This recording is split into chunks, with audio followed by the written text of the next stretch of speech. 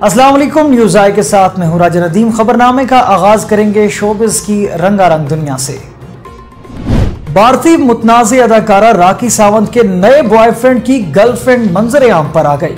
ऐसा लगता है कि राखी सावंत की जिंदगी कभी भी ड्रामे से खाली नहीं रही, लेकिन बाज़ औक़ात की यकीनी तौर पर परेशान कौन हो सकता है। भारतीय मीडिया की एक रिपोर्ट के मुताबिक गुज़िश्ता रोज राखी सावंत को एक खातून का फोन आया जिन्होंने अपनी शनाख्त रोशीना दिलावरी के नाम से करवाई है। रोशीना ने राखी को बताया कि आदिल खान दुरानी, जिन्हें वो अपना नया बॉयफ्रेंड कह रही हैं, वो दरअसल 4 साल से उनके साथ मोहब्बत के रिश्ते में हैं। और रोशीना ने राखी को आदिल के साथ गुजारे हुए वक्त के बारे में मजीद बताया और राखी से कहा कि वो आदिल से दूर रहें। इस हवाले से भारतीय खबर रसाई इदारे ने सोशल मीडिया पर रोशीना नामी खातून से राब्ता किया और इस हवाले से पूछा तो उन्होंने यही कहा कि वो आदिल की गुज़िश्ता 4 बरस से गर्लफ्रेंड हैं और वो दोनों अब भी साथ हैं।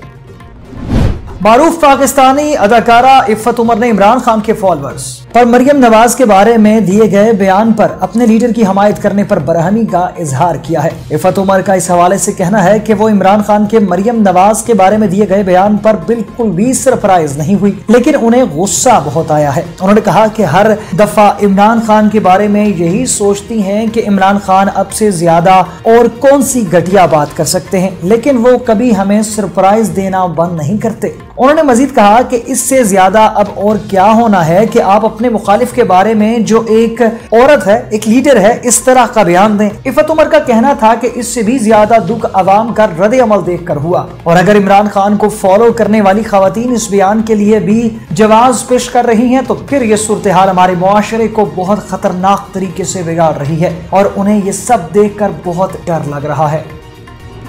नामवर भारतीय कॉमेडियन कपिल शर्मा ने अक्षय कुमार की अपने शो में ट्रोलिंग कर डाली। 54 साल अक्षय कुमार फिल्म पृथ्वीराज की प्रमोशन के सिलसिले में कपिल शर्मा शो में शरीक थे, जब उनके हमरा 25 साल अदाकारा मनोशी भी मौजूद थी। मज़कूरा प्रोग्राम का एक टीजर सोशल मीडिया पर शेयर हुआ है जिसमें देखा जा सकता है कि कपिल शर्मा अक्षय कुमार को ट्रोल करते हुए कहते हैं कि जब वो स्कूल में थे तो अक्षय कुमार के साथ माधुरी दीक्षित और आयशा इनकी हीरोइन आती थी। उन्होंने कहा कि जब कॉलेज पहुंचे तो इनके सामने कतरीना कैफ और बिपाशा बासु हीरोइन आने लगी। कपिल शर्मा का कहना था कि हम तो बस अक्षय कुमार की हीरोइंस के इंटरव्यू करने के लिए पैदा हुए हैं। नामवर भारतीय फिल्म स्टार आमिर खान ने क्रिकेट के स्टार्स को चैलेंज कर दिया। आमिर ने हरभजन सिंह और इरफान पठान के साथ क्रिकेट खेली। क्रिकेटर्स का मानना है मिस्टर परफेक्शनिस्ट को अदाकारी तक ही महदूद रहना चाहिए। सोशल मीडिया पर शेयर एक वीडियो में देखा जा सकता है कि आमिर, हरभजन सिंह और इरफान पठान क्रिकेट खेल रहे हैं। वीडियो में पहले इरफान पठान कहते हैं कि इम्तिहान की घड़ी आ गई है, जब मैं इन दोनों को साबित कर दूंगा कि मैं एक क्रिकेटर हूं और फिर ये दोनों मुझे दरख्वास्त करेंगे कि आप हमारी टीम में खेलो। वीडियो के दूसरे हिस्से में साबिक भारतीय क्रिकेटर इरफान पठान और अदाकार आमिर खान को गेंद करवाने के लिए तैयार हैं और इस दौरान हरभजन इरफान का हौसला बढ़ाते हुए नजर आ रहे हैं। ताहम इरफान पठान और हरभजन सिंह ने एक प्रोग्राम में गुफ्तगू करते हुए इन्हें अदाकारी से जुड़े रहने का ही मशवरा दिया। इरफान पठान ने कहा कि अदाकारी में रीटेक हो सकते हैं लेकिन क्रिकेट में नहीं। आपको यहाँ फास्ट बॉलर्स, लेग स्पिनर्स और मिस्ट्री स्पिनर्स का सामना करना पड़ता है। मेरी आमिर भाई को ये तजवीज है कि वो सिर्फ अदाकारी पर ही तवज्जो दें, क्रिकेट हम पर छोड़ दें। हरभजन सिंह ने तबसरा करते हुए कहा कि मेरी ख्वाहिश है कि मैं आमिर खान की तरह अदाकार बनूं, लेकिन ये मुमकिन नहीं। आमिर भाई, आप पर अदाकारी अच्छी लगती है, क्रिकेट नहीं। भारतीय टेलीविजन का मशहूर सिटकॉम तारिक मेहता का उल्टा चश्मा के पुरस्कार इसके किरदारों में से एक दयाबेन की वापसी के मुंतजिर थे और खसूसन जेठालाल और दया के पुरमज़ाह जुमले सुनने को बेचैन थे। इनके लिए अच्छी खबर यह है कि इस मशहूर सिटकॉम के बनाने वाले इस मर्तबा दयाबेन के किरदार को दोबारा वापस लाने की प्लानिंग कर रहे हैं। प्रोग्राम के प्रोड्यूसर असीद कुमार ने इस हवाले से एक मुलाकात में बताया कि वो मज़कूरा बाला मशहूर किरदार को दोबारा वापस लाने की मंसूबाबंदी कर रहे हैं। एक गुफ्तगू के दौरान उनका कहना था कि गुज़िश्ता 1-2 बरस हम सब के लिए काफी मुश्किल गुजरे हैं, लेकिन अब सूरत हाल बेहतर हो रही है और अब हम कोशिश कर रहे हैं कि अपने देखने वालों को दोबारा दया का किरदार दिखाएं। इसलिए सामईन जेठालाल और दया की किरदार को एक बार फिर साथ देख सकेंगे। बॉलीवुड के मारूफ सीनियर अदाकार अनुपम खेर जहां फिल्मों में संजीदा और मजाकिया अदाकारी के लिए मशहूर हैं, वहीं वो रोजमर्रा की जिंदगी में सोशल मीडिया पर अपने पुरस्कारों को दिलचस्प वीडियोज और तस्वीर शेयर करके इनसे मुंसलिक रहते हैं। भारतीय अदाकार ने लॉस एंजलिस में मुकीम एक बार टेंडर साकी के साथ अपनी गुफ्तगू पर मबनी एक वीडियो शेयर की, जिसका हेयर स्टाइल मुनफरिद किस्म का था, जिसमें खोपड़ी के दरमियानी हिस्से के अलावा बाकी जगहों पर बाल नहीं थे। एक स्टोर में आने वाली इस गुफ्तगू के दौरान अनुपम खेर ने हाथ मिलाते हुए जब इससे हवाले से मालूमात की तो इसने बताया कि बालों को इस अंदाज में बढ़ाने में 12 साल लगे। इस मौका पर अनुपम खेर ने मजाकिया अंदाज में कहा कि इन्हें इस मुलाकात से बड़ी खुशी हुई और उम्मीद है कि एक दिन इनके बालों का अंदाज भी इस किस्म का हो जाएगा। अनुपम ने अपने मखसूस अंदाज में कहा, कुछ भी हो सकता है। उन्होंने इस शख्स के हेयर स्टाइल की तारीफ करते हुए कहा कि वो सिर्फ इसका ख्वाब ही देख सकते हैं। याद रहे कि अनुपम खुद को बिना बालों वाला गंजा और खूबसूरत कहते हैं। पाकिस्तान शोबिज़ इंडस्ट्री के सीनियर अदाकार एजाज असलम की हॉलीवुड से दिलकश तस्वीर सोशल मीडिया पर वायरल हो गई हैं। सोशल मीडिया पर एजाज असलम की चंद दिलकश तस्वीर वायरल हो रही हैं, जिनमें अदाकार अमेरिका के शहर हॉलीवुड के खूबसूरत मनाज़िर से लुत्फानंदोज होते हुए नजर आ रहे हैं। अदाकार एजाज असलम आजकल इंडस्ट्री के साथी फनकारों के साथ अमेरिका में मौजूद हैं। उन्होंने अपने इंस्टाग्राम अकाउंट पर लॉस एंजलिस से सैन फ्रांसिस्को जाते हुए बनाई गई एक वीडियो शेयर की है। इस वीडियो में एजाज असलम के साथ फहद मुस्तफा, फैजान शेख, आसिम अजहर और अयाज सामू को भी देखा जा सकता है। उन्होंने ये वीडियो शेयर करते हुए लिखा कि लॉस एंजलिस से सैन फ्रांसिस्को तक का सफर 6 घंटे तवील था, लेकिन दोस्तों के साथ वक्त अच्छा गुजरा। बैनुल-अक़वामी शोहरत याफ्ता अदाकारा सजल अली ने अहद रजा मीर की खाला की केमोथेरेपी के लिए नेक तमन्नाओं का इजहार किया है।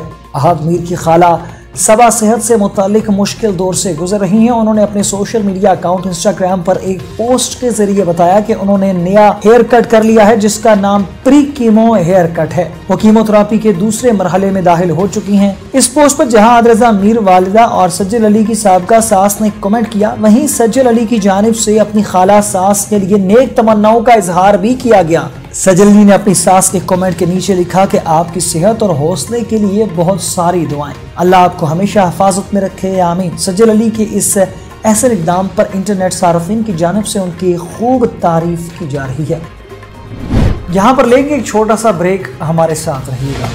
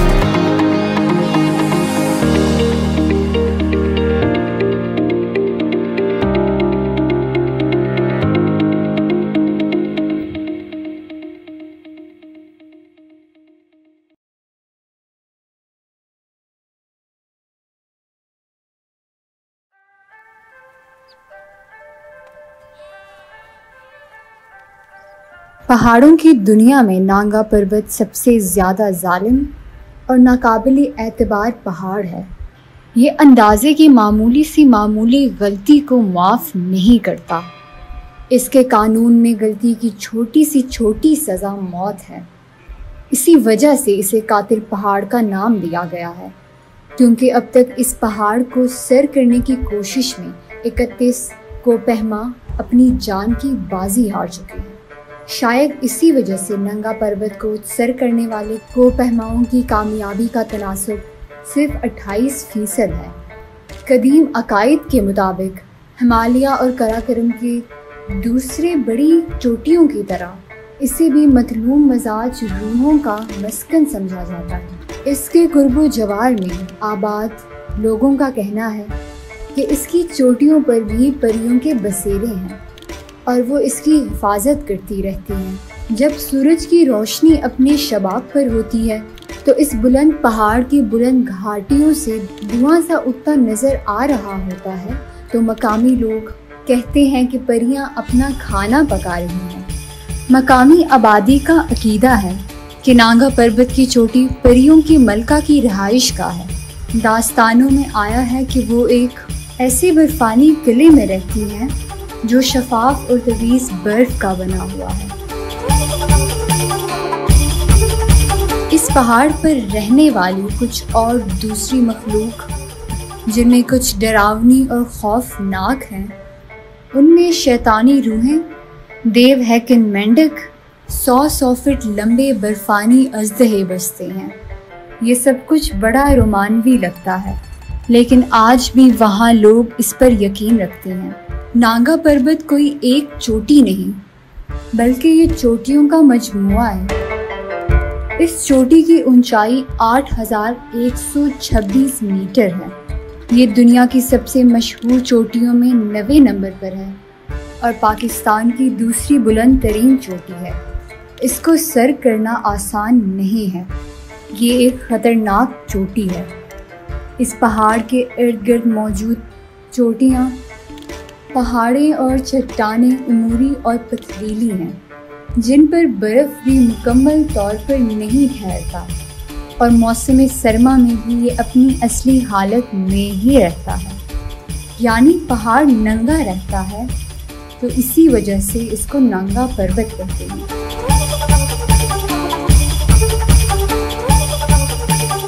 नांगा पर्वत को सर करने की पहली कोशिश बरतानवी कोपहमा एल्बर्ट फेडरिक मैडलर ने की। उन्हें उस वक्त के कोपहमाओं का लेजेंड कहा जाता था। जंगी अजीम अव्वल और दोम के दरमियान 5 टीमें जिनका ताल्लुक जर्मनी से था, नांगा पर्वत सर करने आईं और सफ़े अव्वल के मारूफ 10 जर्मन कोपहमा और 15 शर्पा इस अरसे में नांगा पर्वत की खूंखारी का शिकार बन गए। 1934 में जर्मनी का मशहूर कोपहमा विली मैरिकल, जो 1932 में नांगा पर्वत पर नाकाम हो चुका था, दोबारा नांगा पर्वत सर करने आया। तकरीबन 7,500 की बुलंदी पर पहुंच चुका था और बिल्कुल चोटी के करीब था, मगर उसकी टीम ख़राब मौसम का शिकार हो गई और इसी दौरान विली और उनकी 3 साथी जान की बाजी हार गए। विलबर्गर की मौत ने नांगा पर्वत को सर करने में एक नया मोड़ दे दिया और इसके सौतेले भाई कार्ल ने नांगा पर्वत से इंतकाम लेने का सोचा और माहिर को पहमाओं की टीम तश्कील दी और हर दूसरे साल वो नांगा पर्वत को सर करने के लिए पहुंचा होता था और आखिरकार उसी की क़यादत में नांगा पर्वत को सर कर दिया गया।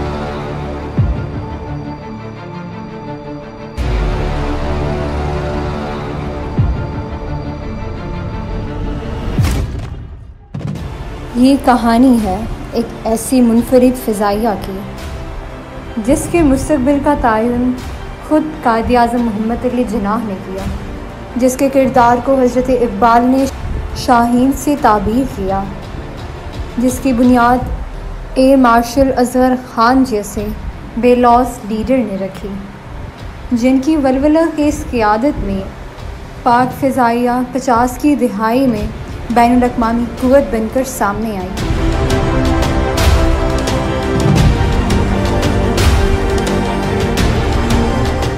उन्नीस सौ 65 की जंग में मार्शल नूर ख़ान की सरबराही में पाक फ़िज़ाइया ने अपने से 3 गुना दुश्मन को घुटने टेकने पर मजबूर कर दिया और कौम के उमंगों की तर्जुमान बनते रहे।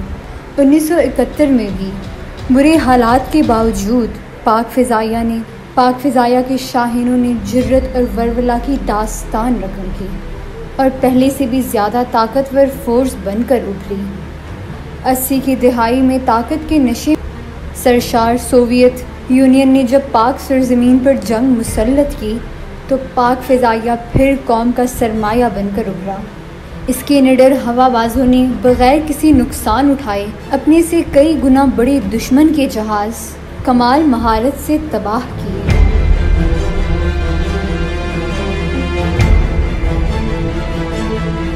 चाहे वो कारगिल का महाज हो या ऑपरेशन सेंटिनल, पाक फ़िज़ाइया की बरवक्त हिकमत अमली और पेशा वराना सलाहियत से दुश्मन को हमेशा मात ही मिली है।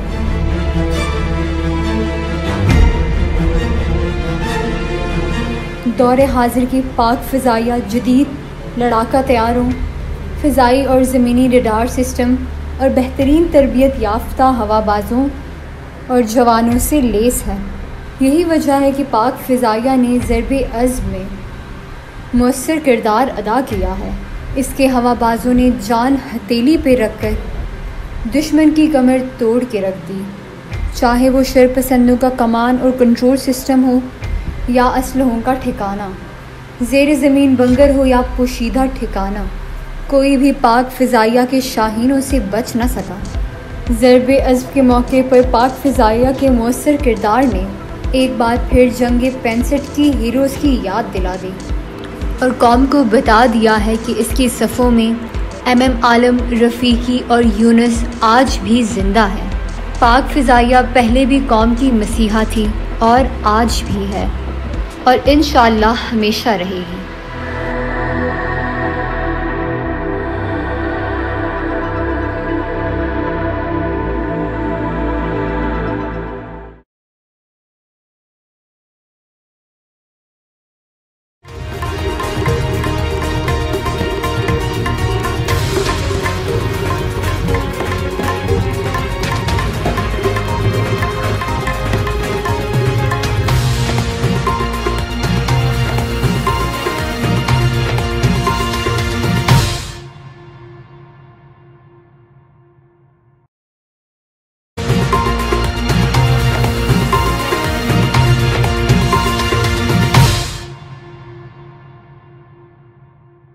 Welcome back. अब खबरनामे में कुछ खबरें शामिल करेंगे खेल के मैदान से। आपको बताते चलें कि पाकिस्तान के दौरे पर आई हुई श्रीलंकन टीम की हेड कोच और साबिक कप्तान हिशान तलकार तने ने लेजेंडरी खिलाड़ी जावेद मियांदाद से मुलाकात की ख्वाहिश जाहिर कर दी है। प्रेस कॉन्फ्रेंस के दौरान तिलका का कहना था कि जावेद मियांदाद उनके फेवरेट खिलाड़ी हैं। उन्होंने कहा कि पाकिस्तान से उनकी खूबसूरत यादें वाबस्ता हैं। श्रीलंकन टीम ने क्रिकेट वर्ल्ड कप पाकिस्तान की सरजमीन पर ही जीता था। ख्याल रहे कि 1996 में अजनार राणा की क़ियादत में श्रीलंका ने पहली और अब तक की वाहिद मर्तबा क्रिकेट वर्ल्ड कप जीता था। हिशान तिलका भी रणतुंगा 11 की क़ियादत में आने वाली इस टीम का हिस्सा थे। पाकिस्तानी हॉकी टीम के कप्तान उमर भट्टा ने कहा कि आखिरी लम्हात तक फाइटिंग स्पिरिट के बायस हॉकी एशिया कप में भारत के खिलाफ मैच बराबर करने में कामयाब रहे। अपने वीडियो पैगाम में उन्होंने कहा कि भारत के खिलाफ मैच में गोल करने के मौके मिले लेकिन बदकिस्मती से गोल ना कर सके। उमर भट्टा का कहना था कि हमने हिम्मत नहीं हारी, इस मैच में आखिरी मिनट तक फाइट की। पाकिस्तानी कप्तान ने कहा कि आखिरी लम्हे तक फाइट करने के सबब पाकिस्तान मैच बराबर करने में कामयाब हुआ है। उन्होंने ये भी कहा कि हम अभी भी भी टूर्नामेंट में है। इंडोनेशिया और जापान के खिलाफ कामयाबी हासिल करने की कोशिश करेंगे। ख्याल रहे कि हॉकी एशिया कप 2022 में कौमी टीम ने मैच के आखिरी मिनट में गोल करके भारत को जीत से महरूम कर दिया था। दोनों टीमों के दरमियान ये अहम मुकाबला 1-1 से बराबर रहा। हॉकी एशिया कप 2022 के बड़े मैच में पाकिस्तान ने आखिरी मिनट में गोल करके भारत को यकीनी जीत से महरूम कर दिया। दोनों टीमों के दरमियान ग्रुप का ये अहम तरीन मैच 1-1 से बराबर हो गया। रवायती खरीफों के दरमियान ये मुकाबला उम्मीद के मुताबिक दिलचस्प रहा। भारत ने पूरे मैच में अपनी गिरफ्त बरकरार रखी, जबकि पहले क्वार्टर और मैच के 9वें मिनट में ही एक गोल की बरतरी भी हासिल कर ली। भारत की जानिब से ये गोल डेब्यू करने वाले कार्ती सलोम ने किया और पाकिस्तान ने स्कोर को बराबर करने, जबकि भारत ने अपनी बरतरी को दुगना करने की भरपूर कोशिश की। तहम मैच के आखिरी मिनट में पेनल्टी कॉर्नर मिला, जिसका कौमी खिलाड़ी अब्दुल राना ने भरपूर फायदा उठाते हुए गेंद को जाल की राह दिखा दी। यूं पाकिस्तान ने न सिर्फ आखिरी लम्हे में भारत को यकीनी जीत से महरूम कर दिया, बल्कि मैच ड्रॉ करके पॉइंट्स टेबल पर अहम पॉइंट्स भी हासिल कर लिए। पाकिस्तानी गोलकीपर अकमल हुसैन को मैच के बेहतरीन खिलाड़ी का अवार्ड दिया गया। कौमी टीम इवेंट में अपना दूसरा मैच कल मेजबान इंडोनेशिया के खिलाफ खेलेगी। पाकिस्तान सुपर लीग PSL के चैंपियन लाहौर कलंदर्स ने प्लेयर डेवलपमेंट प्रोग्राम से मुंतखब होने वाले नौजवान खिलाड़ियों का ऐलान कर दिया है। CEO लाहौर कलंदर्स आतिफ राना का कहना था कि लाहौर कलंदर्स के कप्तान शाहीन शाह अफरीदी के वालिद अयाज खान अफरीदी से मंसूब इस स्कॉलरशिप 5 खिलाड़ियों को देंगे, जबकि कप्तान शाहीन अफरीदी का कहना है कि स्कॉलरशिप देने पर वो लाहौर कलंदर्स के मशहूर हैं। लाहौर में लाहौर कलंदर्स के CEO आतिफ राना ने CEO Sameen Rana, head coach Aqib Javed और कप्तान शाहीन अफरीदी के हमरा न्यूज कॉन्फ्रेंस में बताया कि प्लेयर्स डेवलपमेंट प्रोग्राम में 10,000 से ज्यादा नौजवान हिस्सा ले रहे हैं। उन्होंने कहा कि टीम ऑफ 2020 के 19 खिलाड़ियों का फैसला कर लिया गया है। 3 खिलाड़ियों का ऐलान बाद में किया जाएगा। मुल्क में से अच्छा टैलेंट सामने आया है। 5 नौजवानों के लिए स्कॉलरशिप को लाहौर कलंदर्स के कप्तान शाहीन अफरीदी के वालिद अयाज खान अफरीदी के नाम से मंसूब किया गया है। CEO लाहौर कलंदर्स का कहना है कि 22 नौजवानों के लिए